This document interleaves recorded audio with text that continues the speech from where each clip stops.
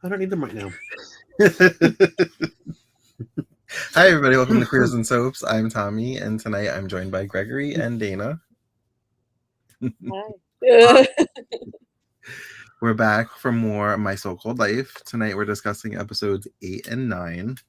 So I'll roll the credits and we'll get right into it.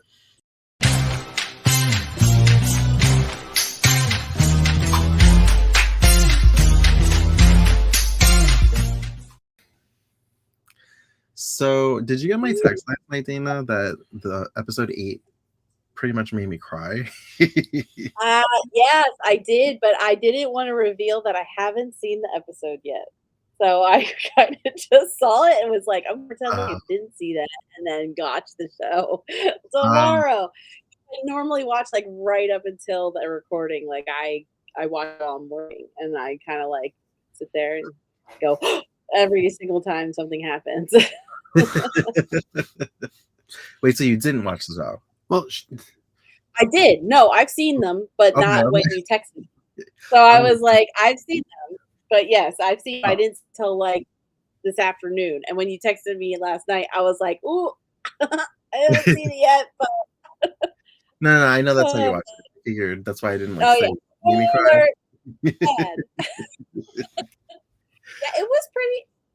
It wasn't. I was expecting to be sadder, but for some reason, it didn't really get me that hard. Like I was like, "Oh, this is kind of like I get what's going on," but like I wasn't like moved really So, weirdly enough. we open and a teacher brings a note for one of the students, and we assume it's Angela because we're always in Angela's POV. So we figure it's something happening to Angela, but it's not. but it was. But of course, she made it about her somehow. Yeah. I got some beef with this girl for this episode. Oh, I beef. wanted to strangle So her. beef. I. You do that every episode.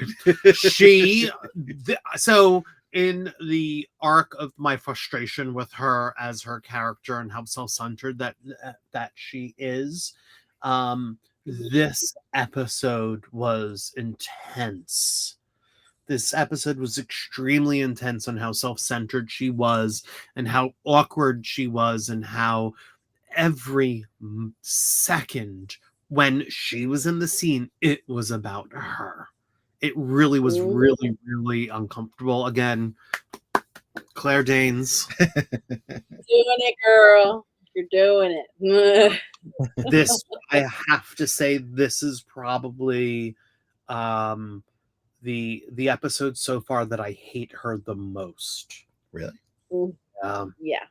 I really did hate her this episode. She had absolutely no business being so awkward. Yeah.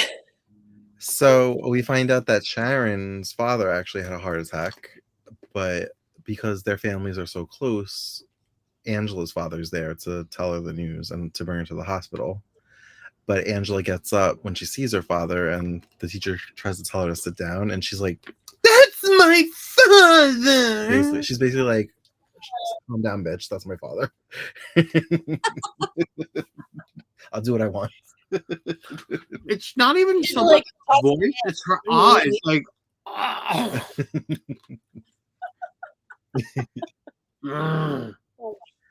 So we find out that Sharon's father had a heart attack. I did actually think that something happened to Angela's father because I think we saw the mom. Sure. But then when they called Sharon, I was like, "Oh, something bad's happening." But like you said, she was so awkward. Because they're not technically friends anymore, she didn't know if she should go to the hospital, offer some kind of condolences. Yeah. Offer her anything, a hug. Yeah. I'm sorry, but the last sentence at the end of the episode, last sentence at the end of the episode, like that little moment right there, does not excuse any of it. Oh, okay. Yeah. I just think that, like, I kind of okay, so this is gonna probably put me in a not so good light, but I kind of understand her awkwardness around what to do or not to do, because I still feel that, like, friend of mine's dad recently passed away, and it was kind of like I didn't really know him very well, but I knew her very well.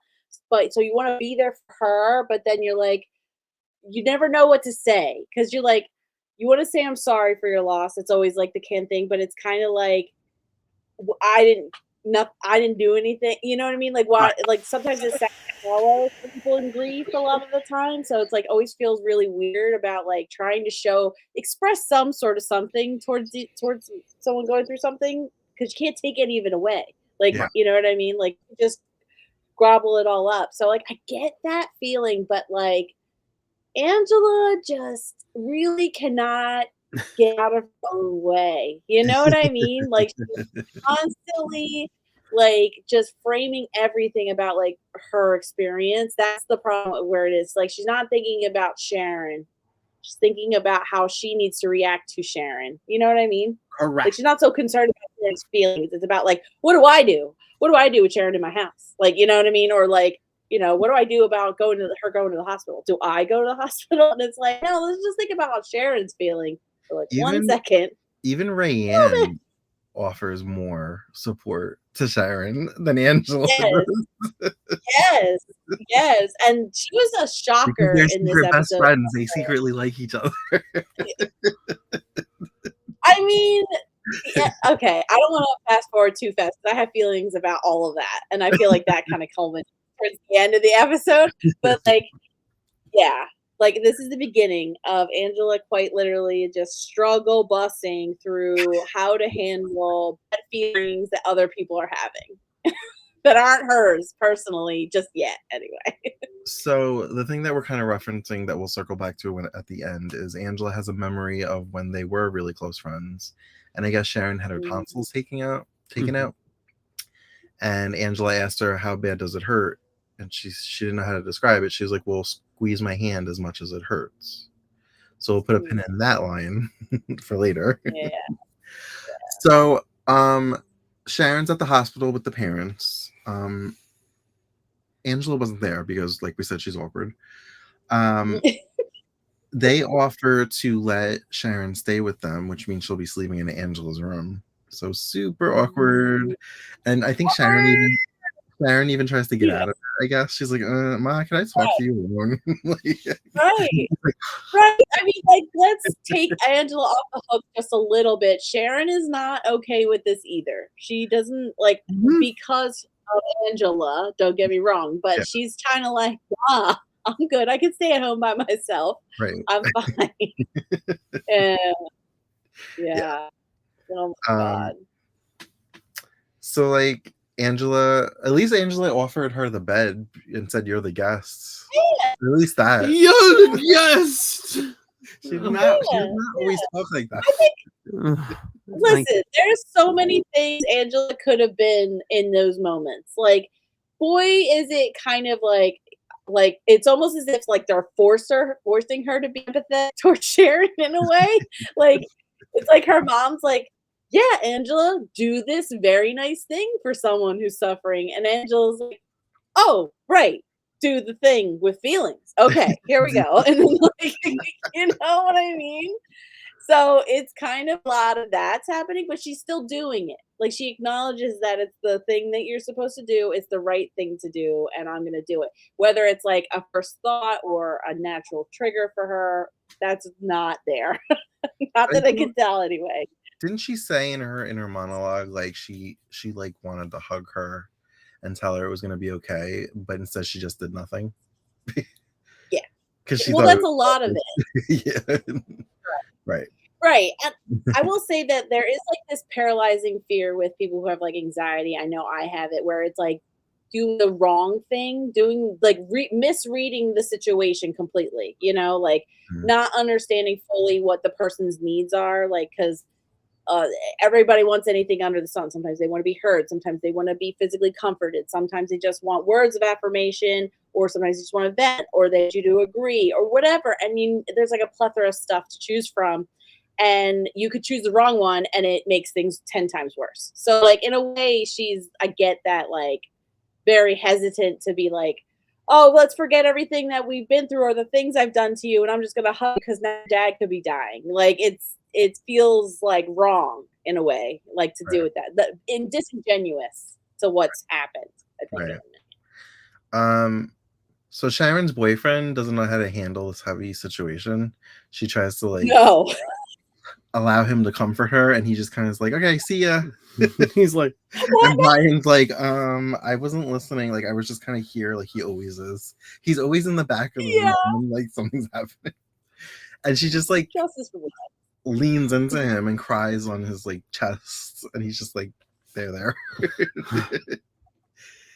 But then they start hanging out, and I think he catches feelings a little more than her. I think she's just kind of like, she's using him, but she's not doing it on purpose. She just wants somebody to be there for her, and he was the one that was there. Yeah. Well, yeah. I mean, he was literally the only one showing her an ounce of compassion besides her, like the adults in the room. Like her boyfriend quite literally was like, oh, I'm sorry, I can't be there for you. I have to go do a meet or something. Yeah. Like, really? She said her dad's in the hospital. He could be dying. That's what you said? Oh, yeah. Like he was like nice. He patted her back. Yeah. And he actually hugged her. It took a minute though. Meanwhile, Graham is not dealing with this very well. I think it kind of scared him that they're 40 and they're the same age. And he's starting to like, I guess, evaluate his life, that he never really did what he wanted to do with his life. And he's supposed to have this big meeting for the company, and he does have it, but he won't say if it went well or not. And he kind of storms out of the house. Yeah. Which is yeah. It's confusing. There was a lot of that. Yeah. They're both going through it. I think both him and her are both having like a reeling over the idea that like at that age you could have a health scare that's this significant. Yeah. And so to the point where she like pulls a move on him in the hospital because like her and her friend are having these conversations, and she's like telling her how much like she loves that Graham's like there and stuff, and she just doesn't know what she would do without her husband if he died. And she's like, I'm not like you, basically. Like I can't live without my husband. I need him like with me. Which makes her like, that really Yeah. Sorry, go ahead. No, I was just saying that like it really triggered her to the point where she literally he's like on the phone trying to like reschedule that meeting, and she comes up to him, hangs up the phone, and like it was kind of hot, I'm not gonna lie, but I was like, oh, what's happening here? And like he couldn't, he left her hanging in like that break room. I was like, oh no, I know. what's happening here? I was like, wait, are they about to in the hospital? He's like, yeah. Yeah,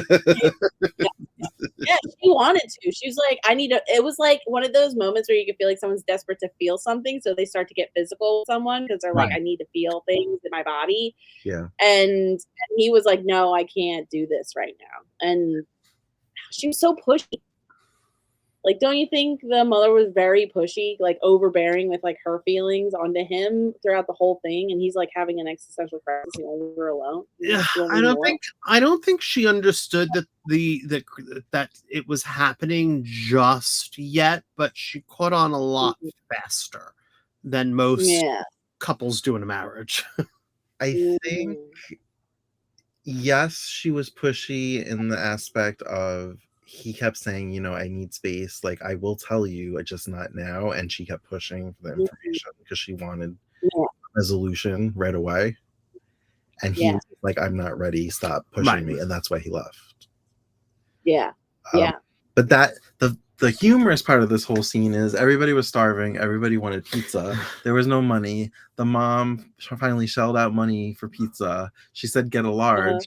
Everybody left or decided they weren't hungry, including the mom. Meanwhile, there's this large pizza coming. Yeah. Graham left. Like he leaves, and she's like, everybody's like, I'm just not hungry anymore because everybody like blew up.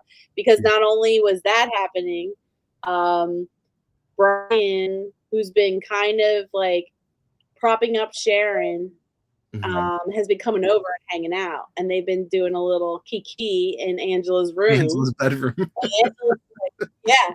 Angela walks in on them it's just chilling, nothing's nefarious, but they're laughing and having a good time. Obviously, the three of them were friends in the younger years. They had to have been, right? Like, because they're all hanging out. And it's like I think they were all, they all probably went to the same preschool, and their parents probably forced them. Right. Yeah. So Angela's feeling lonely because she alienated them on purpose. Karma. Or, oh my God, here's the consequences of my own actions. Oh my God, shocked Pikachu face. But like, did you notice when Brian on the mirror was like Angela's bra hanging? Yeah, and that was like, for a teenage boy, that would probably last him a few months. I miss it. I'll tell you what. So normally I was saying justice for Brian because Brian is always the one who's be put upon, but he is being a creep. There's a couple times he's being a creep, like catching people, on the side. Like the same thing when he was hugging Sharon, he kind of like hugged her a little bit in a way that you were like, what's going on here? And like before when he was staring at her chest, it was just kind of like, a creepy dude. What's your name's legs? Rayanne. That's later on. Yeah. Which, by the way, re-listening to one of our old podcasts, at some point I switched and was calling her Raylyn, and I'm like, that's not her name. So for the listeners, I know I made a mistake. It's Rayanne. Oh, Tommy, how could you? Yeah, all of a sudden I just started calling her Raylyn. But go ahead, sorry. Yeah, so not only that, so Sharon during that time was leading Brian along a little bit because she wants help, and then her boyfriend calls. The minute he calls, basically makes Brian. Yeah. And she blows him off, and Angela gets pissed at Sharon. She's blowing off Brian, and then Sharon's like, "Who are you?" It was a weird defending him because maybe you only care, but you're not. You don't have the wherewithal to realize that you care, but. Yeah, I think it's like a morality thing that she like saw it as morally wrong and had to say something without completely understanding. Like she literally did that to both of them.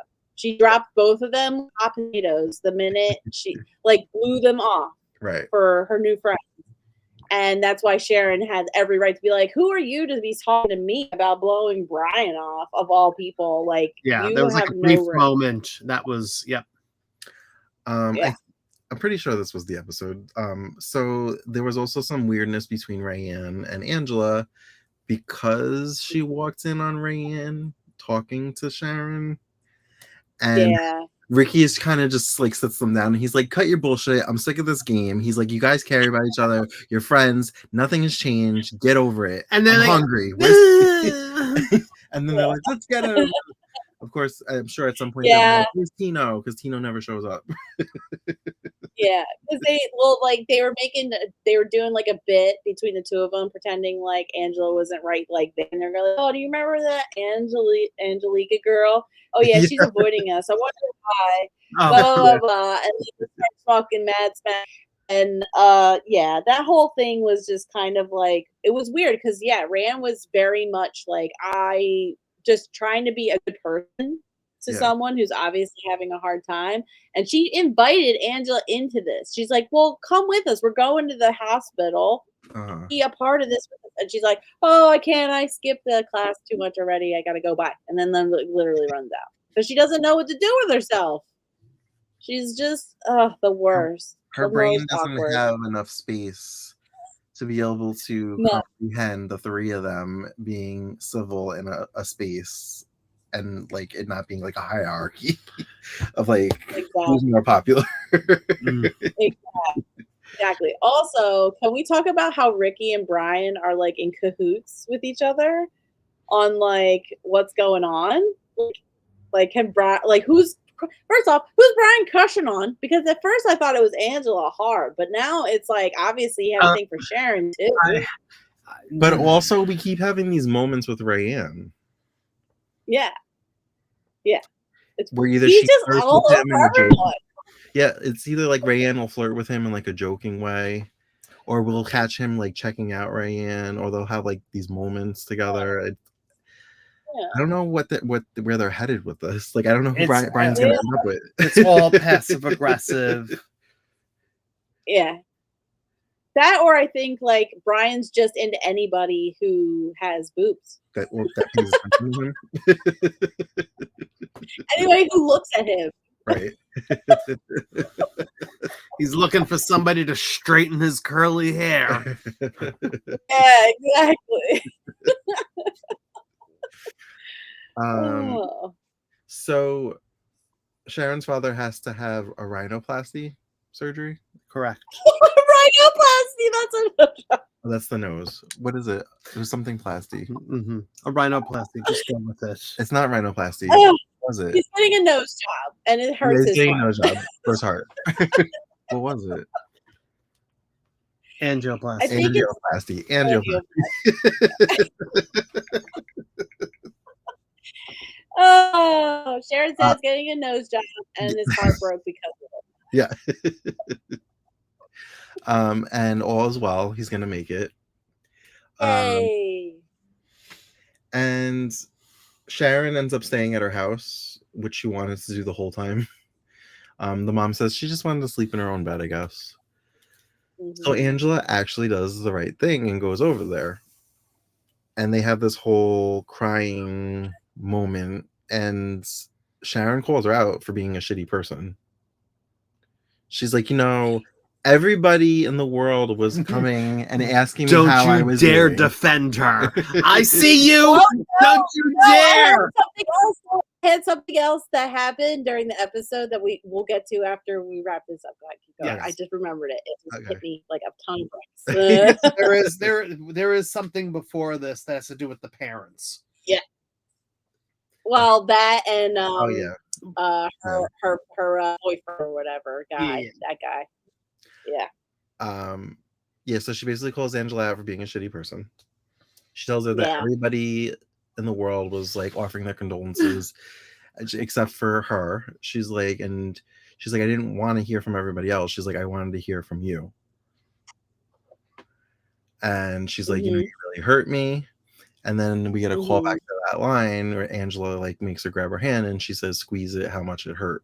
And they're like crying. And this is where I got choked up because I was just like, I don't know. I just felt like it was a nice best friends moment. It was. No, it was. Like we have to give her at least a little bit of flowers because she came to the conclusion on her own after many a bad. I know. I see you. Too little, too late. It doesn't excuse it, but it is nice that she went out of her way and basically said, you're right. I was shitty to you. Wasn't here for you. I wanted to be there for you. I didn't know how, and now I am. Mm-hmm. Yeah. So it gave me a little bit of hope for her as a person. I'm like, oh, there's a person in there that's wonderful and has some ability to understand empathy. But not too long before this, she goes under bleachers or something and bumps into her Mr. Meat. Yes. Mr. Dance. And in her that was an awkward moment because I feel like I don't know.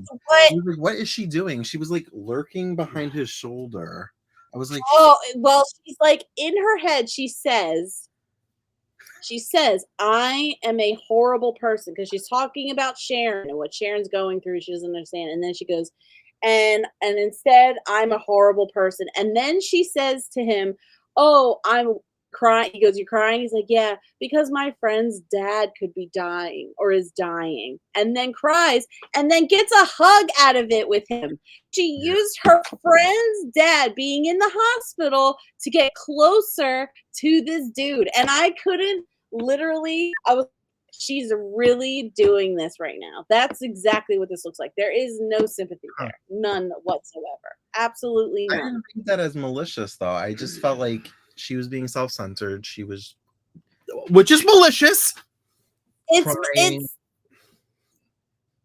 that when she said that she was that in her head that she said, or out loud that I've spoken to him 73 times or She said 11 times? we've spoken 7 times. 7 times. I would hope that it was in her head, but I just really couldn't get over, like, the full moment of thinking about how she's about to be, like, a really horrific obviously, no one else is gonna know about this moment except for her, but it's really messed up. You're not instead like, if she used an emotional moment to get closer to him. That's what it felt like. She kinda just used, like, someone else's troubles and tribulations, manipulated into her as is her And it was personal so hurt. awkward, right? She All of it. she Even did the response, and then the friend coming over and is like, "Oh, hey, that's Jimmy." Yeah. Yeah. When Yeah, and she he's like, "Oh, I gotta go." when she was, like, lurking over her shoulder, I was like, "What is she doing?" I was like, "Is she staring at that, like, thread that makes him poor because he doesn't know?" Like, I'm like, "What is she doing?" And then he, like, quickly turns No, around, and she's, like, right there, so he has to comfort her. Like, what else are you gonna do? yeah, I don't know. I feel like she kinda just she definitely forced the moment every which way she possibly could, and it was incredibly cringe to watch, and then on top of it was, like, emotionally manipulative. And I'm like, "That's just ain't right, man. It ain't right." It feels like the power dynamic has switched in a weird way. I feel Okay. like she kinda has more influence now for the situation more than he does, even though he's, like, quote, unquote, "popular," but he's a dumb boy. He's like a himbo. He doesn't know anything, and she's just coming in and blowing his brain pan away. So, Greg mentioned the parents. They finally have a discussion. The meeting did go well. They got the account. Mhm. Um, Mhm. and the dad says something like, "I didn't wanna get the account because then that meant that I'm really doing this. Like, I'm in it." Mhm. Yeah. And before it happened, like, literally seconds before it happened, Greg was like, "She's gonna fire him." Now, did you remember that, or you just kinda felt that's the way the story was going? There are a few flashbacks because I watched this way back in the day. There are a few flashbacks. There are a few things that feel familiar, but I can't tell if they feel familiar because I saw them or they feel familiar Mhm. because um I knew where it was going. I don't know. But Yeah. because I questioned, I thought I said it out loud to you when I questioned if mom was pregnant. I never said that out loud to you You did. before. Okay. Yeah. And then she had the pregnancy scare. And then I was like, oh, she's going to fire him. So I kind of remember that. I remember her cutting her hair. Okay. Mm. Yeah, So, yes, definitely. she fires him so that he could pursue his dream, whatever that is. I think it's cooking. I think he wants to be a Better chef. be cooking. Yeah, because apparently he's really good at cooking. Yeah. And I'd be like, "Yeah, man, get does this also give a little bit of flashback to a little show called Dawson's Creek? Oh, yes. The unemployed father. Yeah, the unemployed father that's also a really good chef and a mom who just runs it, Yeah. and the dad can't do it. Yes. Right. Huh. I've never wow, this is the first time I'm watching the show. There's so many There's so parallels. many. And I here I really thought do feel Dawson's like Creek was innovative. they really got it. My so-called life and just put James Vanderbeek in it. But, did I miss anything? Anything big from this episode? He has the rhinoplast. The father is done. The father is fine. I did ask one of the questions that I did ask, and I'm kind of a little curious now that we're talking about it and saying it out loud, that the mother was rather aggressive in these episodes sexually. And so my first question to you was in 90210, were the parents that on screen and story? No, they were mostly talk tos. Every once in a while, they would have a one episode a season maybe that was centered around them. Right. But so not this really. seems to be very well not obviously Angela's like the most important of the story, but there seems to be a kind of a well balance between the children and the adults. Yeah. Which isn't normal for a teen drama. So, Yeah, which well, was it interesting. feels like it's less a teen drama and more of a family drama, Family like a drama. real Yeah. insight into the family versus just Angela. Even though we get all of Angela's POV Yeah, and yeah. internal monologue, it's all from because like there's stuff in there Angela, no way Angela's gonna know about Yeah. unless she just happened to be there, keeping like a creep. But She does. but definitely, But for sure, I really am kind of wondering. I don't know if I'm psychoanalyzing this, that the mom is truly understanding that let's do she is the boss, which could be emasculating towards her husband, and she is attempting to seduce him to make him feel Manly. more manly. Mm, I think the Or one do in the you think that, hospital was or do you think it's controlling? no, no, no. I think she has this thing that a lot of women have where it's like they need to know and they need to know now because it quells anxiety within. Like she's concerned about like her family and her Mhm. survivability and that meeting is like a part of it. So she's kind of like, "Jay, tell me, you need to know now." But he's having like an existential crisis and she doesn't see that yet. And it takes him really walking out the door for her to understand, like, no, this is like not just that, it's everything. Like Right. I'm unhappy about everything. And it was to me it's like she let her own personal mental health issues kind of what to project onto him, which is not fair. Yeah. So I think it's kind of because I see that happens a lot with me too. It's kind of like I get nervous about something, and I'm like, "But you need to be nervous too. Aren't you nervous? Don't you want to tell me what's going on?" And it's kind of And like, I'm like, no, I am calm as a cucumber. I mean, I was fine, but now I'm not fine. Like, because you just like barraged me with like 1,000 questions about things considered, but okay, you know? So Yeah, that's what it felt like. Like she was, like they were both incredibly triggered by this guy's heart attack, Yeah. both of yes, them on every absolutely. level. Like, There was a split second that I thought he might go running back to that young girl because I feel like we're not done with that. I feel like that's gonna circle back somehow. same. Yeah, Like same. I I was like, thought, is he gonna have like a midlife crisis right now and go running to that younger girl to feel something, to feel excitement? yeah, So I'm yeah, not really yeah. sure. I can't. I don't remember.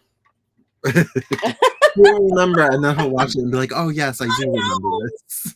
Oh no, my brain it just can't think He of the opens up a memory. restaurant and she's a patron at the restaurant, and they fuck in the freezer. Seems like And that's then here comes the episode, and he'll just sit there and go, "Oh yeah, I remember. They get back together."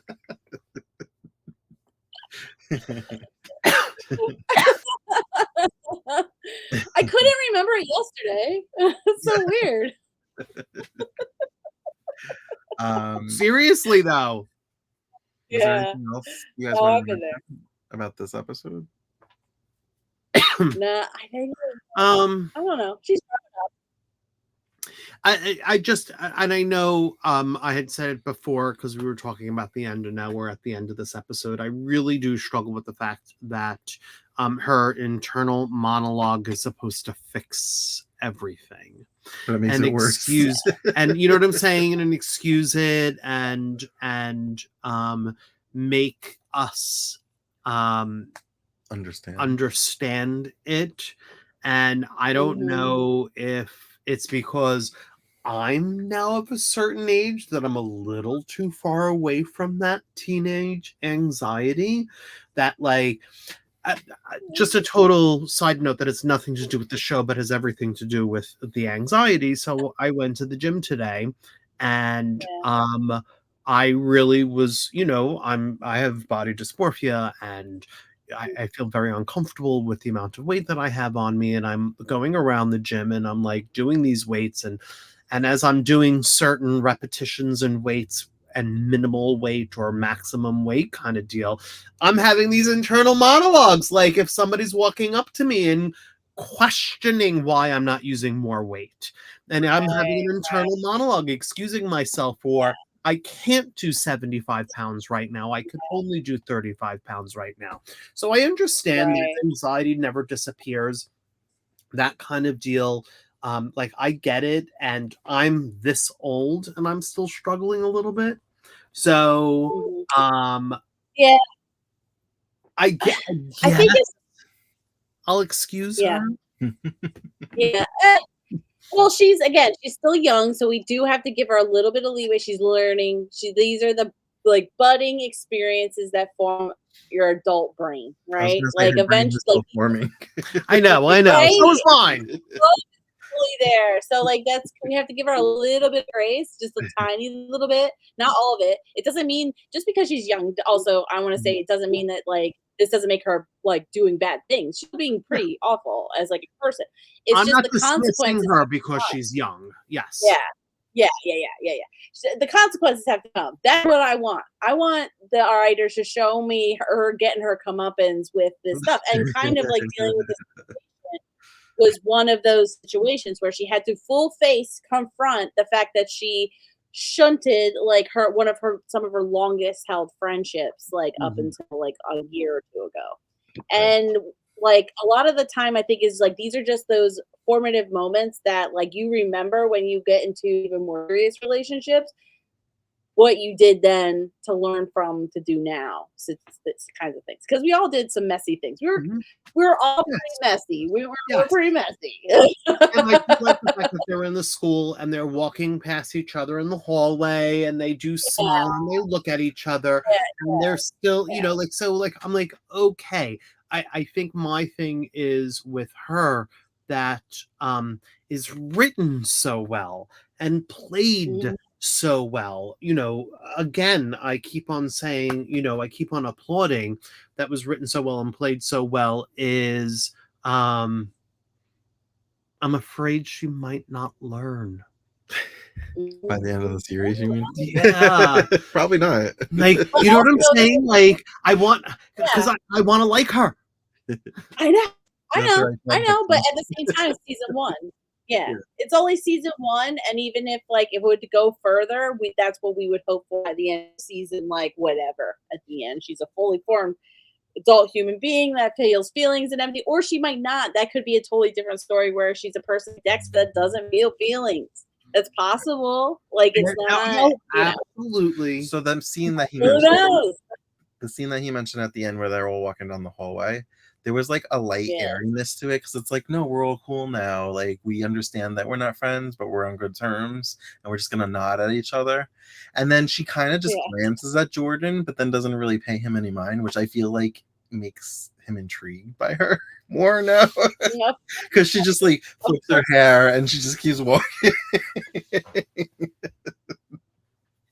Oh yeah, and He's everything's just like great and staring happy at go her. lucky. Yeah, absolutely. I mean, it is a good segue to the next episode because the way everyone interacts in this episode, it's kind of like what you always weirdly wanted. Yes, but I kind of hate this episode. Oh The Halloween episode. Oh, So I think I've mentioned this to you I wasn't a before. fan of it. I understand it was like a Halloween, Oh but like I don't no! like. What? I've said this before, I think, to you, that I don't like when a show does something that it's not, like plays with supernatural when that's not in the wheelhouse of Yeah, what it is. true. Like I'm down for Yeah, supernatural if that's what the show is, not if you've been based in reality and now all of a sudden you're doing something a little kooky. yeah. That doesn't always jive with me very They're well. not allowed to be too real. Like it has to be like a very specific. I get what you mean because like you can't leave it open ended as to like possibilities of the supernatural and real in this world. Like Yeah. it kind of has to be proven that like they had a dream or they got conked on the head or like they took a Yeah. bad drug or something. They Or like on hallucinated Dynasty, everything. there was a gas leak which caused them all to break out into song. Like Exactly. You kind I of forgot about that. the new Dynasty, not the old. Yeah. Oh, Oh my god, they would do that in the old one though. Don't put it no, but Don't do that. I will say this episode is where Angela's sister, Sean, was Oh my god, I was so she was the star. so Yes, she was. Oh, yes, she was. the only part I hated was surprise, surprise, Angela, because that was like the supernatural part. Everybody else, I was actually really interested in their stories. Oh man, hell Like the yeah! parents got invited to a party that they didn't get costumes to, and But the costume lady, she was just like, "You must try this costume. I know this will fit you well." Meanwhile, and very timely, they wanted to be Bill and Hillary Clinton. Oh, that's right. And I guess everybody wanted to be Bill and Hillary at that point because she's like, you should have ordered that weeks ago. Yeah, I love this. I love that woman. Okay, I'm sorry. I guess I'm alone. I love this episode. I thought it was campy and stupid and exactly kind of what I needed after such a heavy episode after. And like the sheer silliness of this episode was like a palate cleanser of like the drama. It felt like a filler episode to me. Like if this show was going to continue because it was a 20, like almost 20 episode season, like it felt like a filler episode. And I'm here for it. I needed a little filler. Yeah. I don't think I could have kept going like after the last episode. And I'm wondering if it bothered me a little bit more because we watched both of these episodes back to back. So he's not like really a binger. So when I started it, no, hold on. Let me before you even go there. I am a binger. Like you have no idea how it's killing me that we haven't finished Doctor Who, which we will watch. Oh yeah. But I digress. The Angela's anxiety is so palpable. It hurts. It gives me angina. So I could only handle her a little bit at a time. He was like, "What do you mean you're starting the next episode?" I'm like, "We have 2 to watch." No, that's because the episode before this was heavy for me. Yeah, it was rough. I just think the storyline, but everything. Mm-hmm. I think when it comes to drama, sometimes it's hard to binge because it's so emotionally intensive sometimes. Like you're going from like one impactful episode to another one and another one and another one, where you don't have these kinds of silly episodes in between. It can get very emotionally exhausting to watch because you're like, I feel all the feelings when I'm with them most of the time. Right. Like if I'm like right there, I'm right on the roller coaster. I'm having the same emotions they're having. Yeah. That's why I guess this one was me. I was like, yeah, let's get on the fun train too. Like, so I guess Angela has it in her head that it's not cool to get dressed up for Halloween, so she doesn't. Meanwhile, everybody got dressed up for Halloween, including Rhiannon and Ricky. Yep. Yeah, Rhiannon's a sexy vampire who's shaving her legs, and the door of the bathroom is swinging open, and that's where Brian gets a look at her leg, her shaving her leg, and she cuts herself.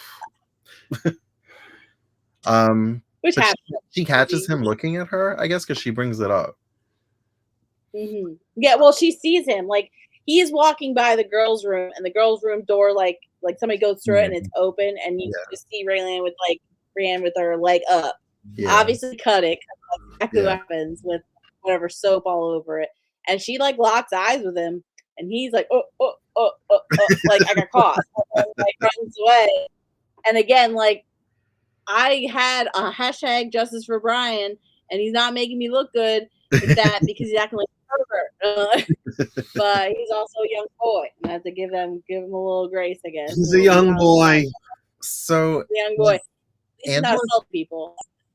Angela's textbook, or she takes a book out. I don't really remember what it was, but whoever took it out was a guy that died in 1963, a teenager that died. Yeah. So that part was cool.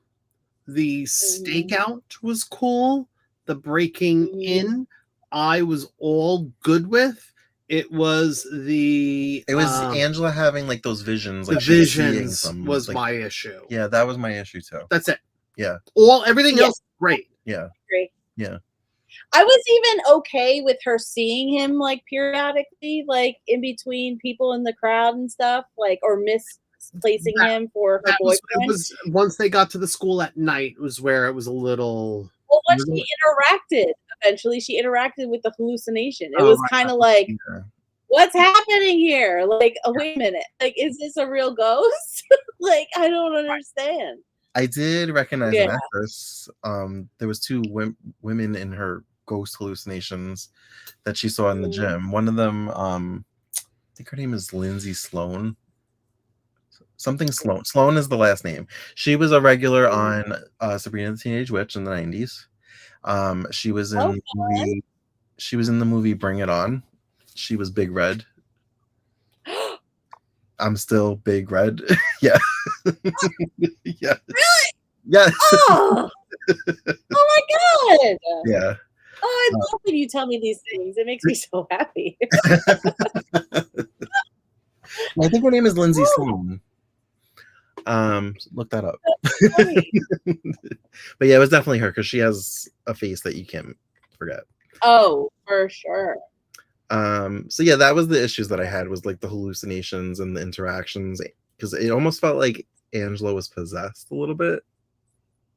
That's what I'm saying. Like, they didn't even explain like why she was even experiencing what she was experiencing. Like, by the end of it, it was kind of like completely like as if like, oh, they just found her on the ground, and you're like, okay, so did something happen to her, or did she explain it? Did she say like at a more point like, oh, I was actually hallucinating all this stuff, or I had these crazy dreams, or any like nothing that happened? It was kind of like, oh yeah, we see it and we walk away, and that's it. Yeah. So Greg Greg just looked it up, and it is Lindsay Sloan. Awesome! Yay! That's so cool. I love seeing people but where they were bigger in like little bit roles. oh yes, them in the background is always fun. But Rayanne and Brian, what happened? They will tell us. Okay, so I always note this because I feel like it's going to be a thing. Rayanne was drinking out of a flask. They didn't make a big thing out of it, but she's always drinking, always, which makes me think she's just always drunk. She got drunk. Yeah. I feel like she shows up to school drunk. Ooh. Which might explain her like erratic behavior. Maybe she's just drunk. That's very possible. You know what I really need to do is I need to like go back and kind of like peep to see if you ever see her with a flask. Like not doing this, but like have one on her. Is it in her like in her purse? Do you see it ever periodically, just like maybe on the counter or something? Very casually. Yeah. Yeah, literally. And I didn't even really clock that she was drinking until I started hearing her speak. And like the actress was doing a great job slowly increasing like the slurriness or like the weird, you know how in drunk people are kind of like this little, yeah, and kind of, you know, they don't really. It's like you can hear them, but they kind of linger a little on thoughts. Like, and you started to hear that, and I was like, oh, she's drunk, and I was like, oh man, that's back. Okay, but so Brian apparently knows how to like get into the school and like shut down the security system, but he accidentally shuts down all the power, I think. Well, hold on. First they get locked. They get locked. Why? Another cringe moment. Another boy cringe moment. Why was she was fixing her stockings? Oh, and he had to look. And he had to look. And the door closed and it was locked. They couldn't get out. Yeah. He's not doing me justice. I was fighting for him. He's being a creep. Not cool. So he thinks he could like disarm the security system, but he can't figure it out. And then the lights end up going out, and Rayanne lets it be known that she's afraid of the dark. And she goes into this whole story that ends up not being true, and she's like laughing in his face about her father locking her in the basement, and she had to lay on the floor to look underneath the door to see the only source of light coming from the kitchen. And Brian's eating it up. He's just like, oh my god, you're so like tortured, and she just like laughs in his face. Yeah, she does that classic thing. Yeah. She does that classic. She like feeds into her own reputation. To Uh-huh. kind of like, oh, if you're gonna think I'm trash or white trash or a slut or whatever, I'm gonna just eat into that. I'm gonna be the sluttiest person, you know. I'm gonna Yeah. be the trashiest, most like like ridiculous person, like the most broken person, the most like abused person that you know, because that's what he thinks of her. He thinks like, oh, Yeah. she's like exactly what she says she is, but there's always more. Right. There's Right. always more. So I just want to bring it back because I Well, had to figure out the part of how she got the book. So she got the book in Oh, English class. oh. right. And the English teacher said that she needed to let Oh, Jordan, no. Jordan know that he needs to come to class or else he's going to get expelled. And she awkwardly has this conversation, and I have a message from you. And he says, from Tino. So one of the things that we like in the fandom of all of this is that it is a character that is mentioned quite often but never seen. Right.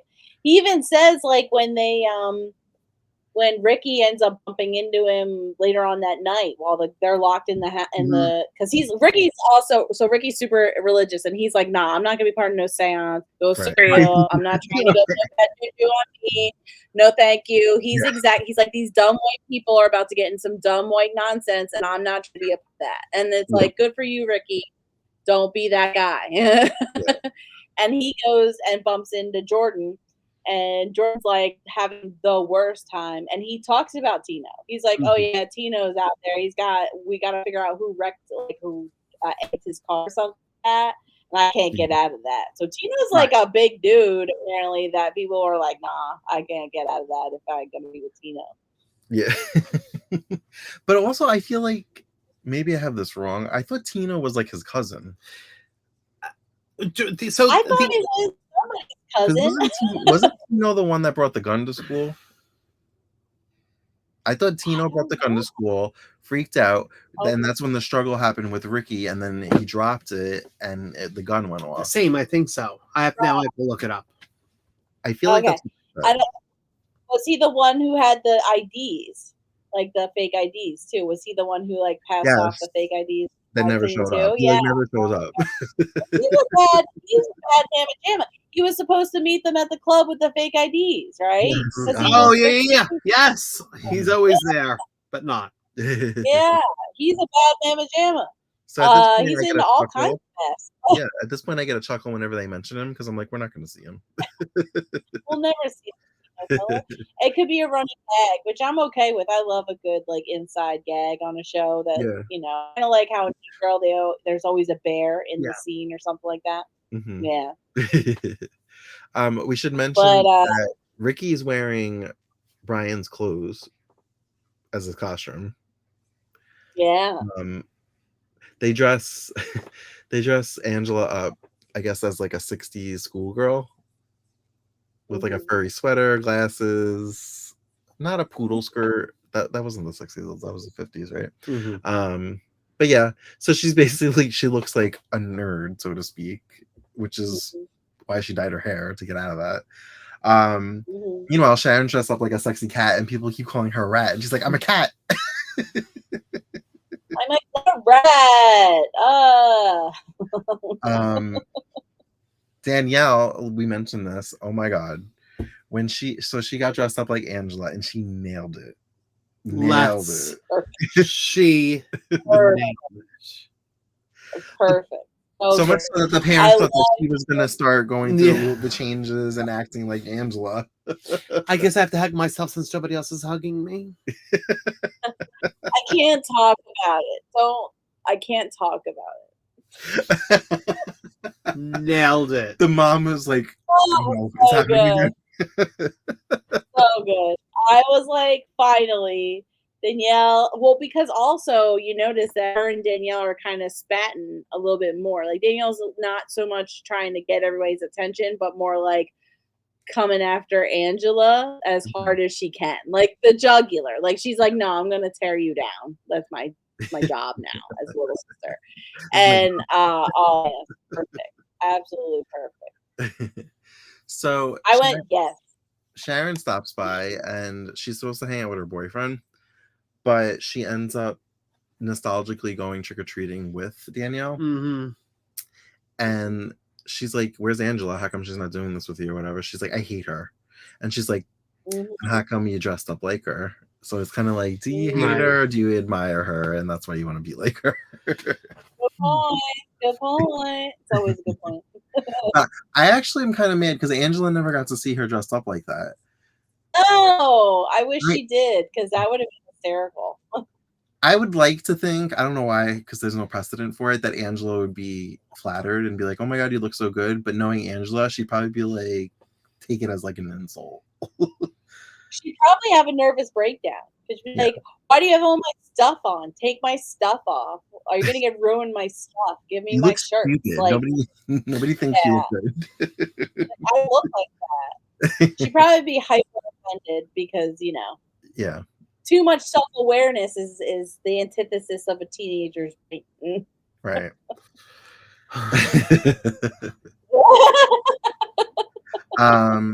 The parents end up getting, the dad ends up getting a pirate costume and the mother is Rapunzel. And they never make it out of the house. Yes, Rapunzel. Sorry. They never make it out of the house. Every time they close the door, they try to have sex, and then the more trick-or-treaters come. And by the third or fourth time, they just threw the whole bowl out the door. And you see Mom Archer up in the air. Well, they had like a whole getting ready montage like beforehand, and they kept talking about how ridiculous the clothes were, but then she kept saying like, "Oh my god, this is just so tight!" Like just like all these, like if you took the audio, if you took the visuals out of it and just listened, you would have sworn you were listening to some beginning of a porno, because you're like, "What is happening right now?" And I'm not gonna lie, Graham looked pretty great in that pirate costume. Yeah, he did. Look good. You look good with a pirate hat. That man needs a new haircut. The 90s haircut is not justice. So much so that she even was like, "Keep it on." Want to keep the tights on for a little bit longer. I loved it. I was like, oh, so basically all they needed was some costumes to do some role play. That's all they needed. That's all they needed. They just needed a little push. And that woman, that shopkeep, she just gave him the little push they needed. I love how she was just basically like, "Oh, this is the sex outfits. You guys are obviously repressed and need to have sex. Okay, you need a little help."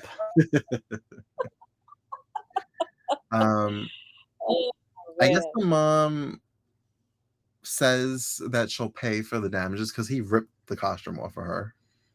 He did. And and then she was like, "Oh, no, don't worry," because she knew what was going on, and she was probably like, "Woohoo!" I think she even said that's not the first time. I think she said that's not the first time that costume's been ripped or something like that. Like you said, it's the next costume. Yeah. But I didn't understand why she wanted to keep just the handkerchief. A reminder, probably. Yeah. Like she's not quite ready to do the whole regalia each time, but the little handkerchief might be enough to get the ball rolling. Like, the running thing through this with them was she hired somebody to replace him. She didn't like saying that, but to take the position that he had at the job. But the guy is always calling out or calling in late because he has to go to the chiropractor. And she's had enough and she has to fire him. And it becomes this whole thing where he's like, "Do you want me to do it? Do you want me to do it?" Because she keeps talking about it, but not actually doing it. And he's about to do it. And she's kind of, by the end, she's kind of like, "No, I got to be a big girl. I have to do it myself." And she's just like, "I don't think this is working out." Yeah. They kind of hint at like the idea, like, well, right before they like kind of like give into each other, they kind of were talking about how like the costumes kind of give them permission to be in like those very like binary roles, like he can be super manly because he's a pirate, and she could be very much a feminine damsel because she's Rapunzel, and in their real life she has to be, I guess, quote unquote, more masculine. In like she makes the money, she does all the breadwinning, and he is The one, because like they also have a scene where she's going out, he gives her a lunch and she leaves and he gives her this very passionate kiss goodbye. And it's like he's being like the roles are reversed, like in what traditional people would say. Yeah. But and this was giving them permission essentially to be like those complete ends in spectrum. Like he can just rip clothes off of her and she could just toss her feet in the air and it's fine, or toss her handkerchief and he could kiss her hand and all that stuff. It's just kind of like, I did take note that he was cooking when she came home, and he's like, I was in the mood for pumpkin soup, so I made pumpkin soup. I was like, ooh, that sounds delicious. A total side note. When was the pizza episode? The episode before, right? Yeah. So it was a constant. Like one of the things that stuck with me was because Dad was working so much and Mom was working so much, but Dad seems to be the one that did the shopping. No, Mom did the shopping as well. Both did the shopping. That there was no food in the house because the basic household stuff was being neglected. And then well, they were at the hospital, they were also at not the hospital the dealing with the heart attack thing. So. Yeah. And like, so they were kind of slowly, like, just because they weren't home, like, I don't know how people do it, but some people are like grocery every day or grocery once a week type people that just don't stock up. They kind of go through it and replace and go through and replace. Maybe that was a thing. But yeah, they were really, really busy that week at that time. Yeah. So I really don't remember what happened with Angela because I was so disconnected from that part of the movie, from the show, that I just kind of checked out. But there's all a bunch of ghosts around. That's all she did. was this supposed to give her courage to kind of like, I don't know, be more confident around Jordan? Like I don't even think that. Maybe it was a kind of like ghosts of Halloween's past kind of thing, like to watch what happened to this guy who's a lot like Jordan. Like she witnessed like him like going down a horrible path, so it's supposed to like influence her to like talk to him more directly about coming to class because like he should care about his studies.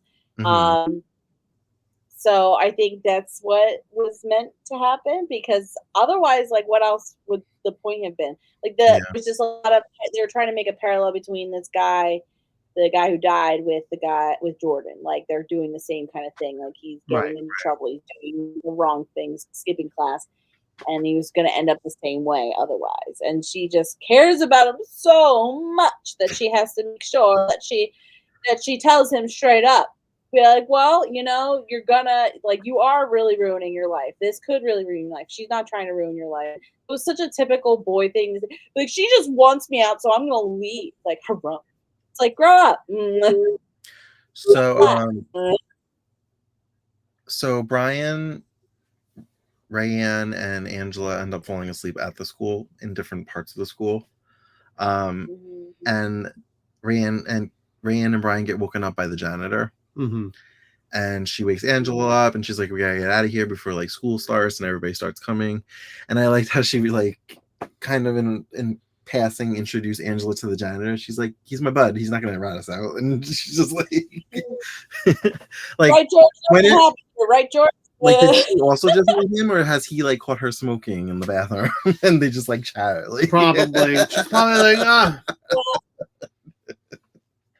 Part of me wonders if she's done this before. She's been like stuck in the school overnight, and he's found her before for whatever reason, and she was just like, you know, like last time, right? And then like, we're good. You're not gonna tell us. And then he goes, and then he keeps buffing a little tip of the hat, and then walks away. That was pretty hysterical. I like this episode. I know it was silly ghost, but I really thought it was necessary. Like, we needed a little fun, just to kind of remind everybody they are teenagers and they do dumb shit, you know. Yeah. And like you said, she kind of pushed Jordan to go back to class because he ends up showing up. And Yeah. her, she's probably like, I did that. He did that because of me. Oh my god, he's My gonna love be is in love saving with him. me. I'm saving him. Oh my god, he's perfect. We're gonna be best lovers ever. I'm like 75-point plan to be his girlfriend.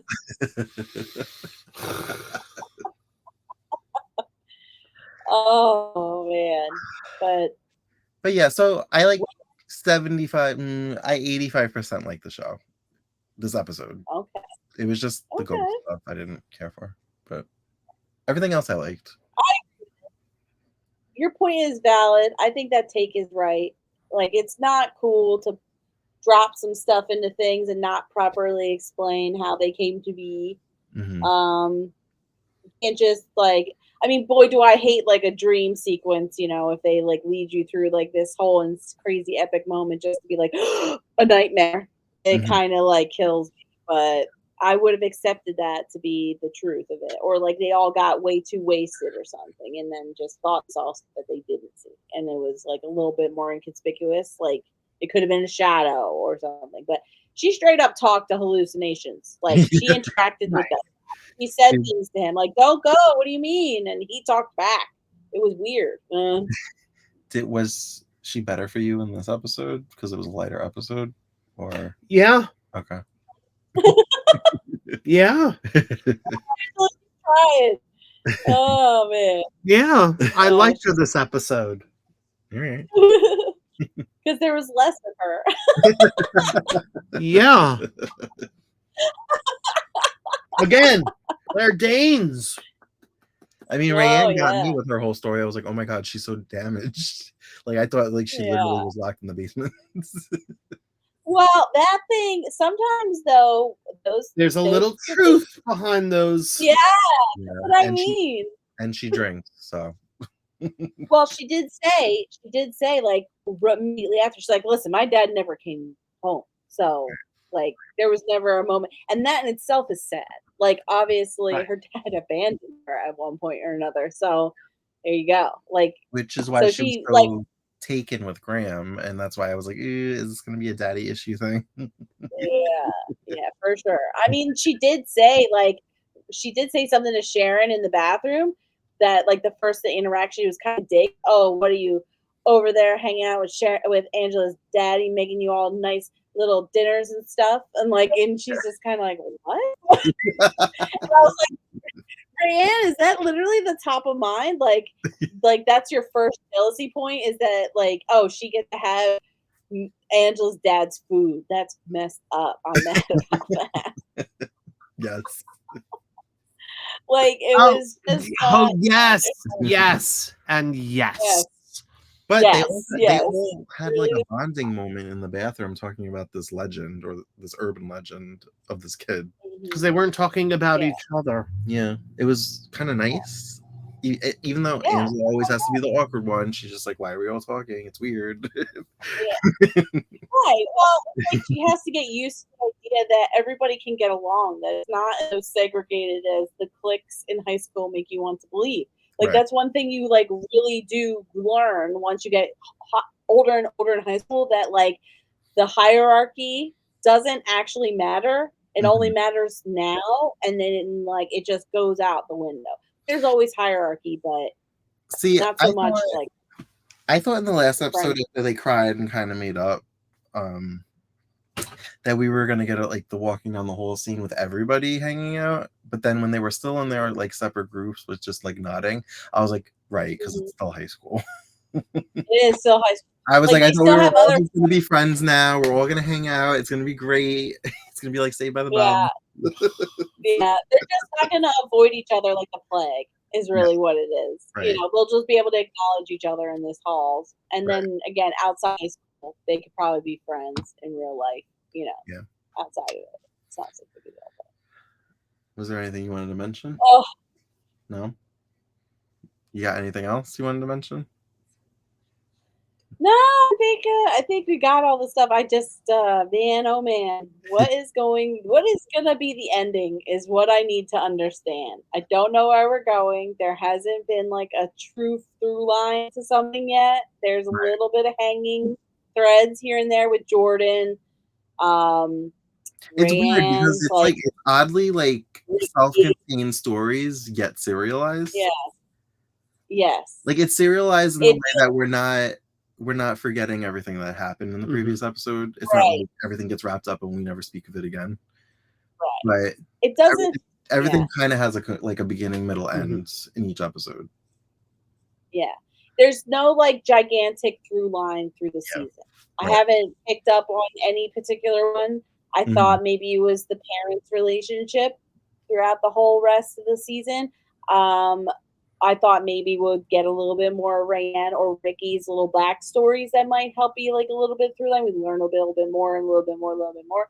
Same thing with Jordan, but none of that's really happened. We kind of kept revolving right back around Angela and her experiences. And with her, it's literally just how she's living her life. There isn't any like overarching thing that's kind of hitting each episode. Yeah, her anxiety is the arch, is the thread throughout. I think we will get individual episodes for each character because it is an ensemble. But yeah, I think it's gonna be that we're just gonna be seeing how Angela reacts to their life or whatever they're going through. Because like how she is, for all intents and purposes, the narrator, I guess. Yeah. And honestly, it's gonna be like how that their lives ultimately crash into Angela's instead of finding out how that originated. It's more like the climax of what's going on with them that interacts with Angela finally. Like it's when things get so crazy on one side that just so big that they end up spilling over I just into feel other people's lives. Yeah, I just feel like she's gonna see how everybody else's fucked up life makes her life look more like perfect.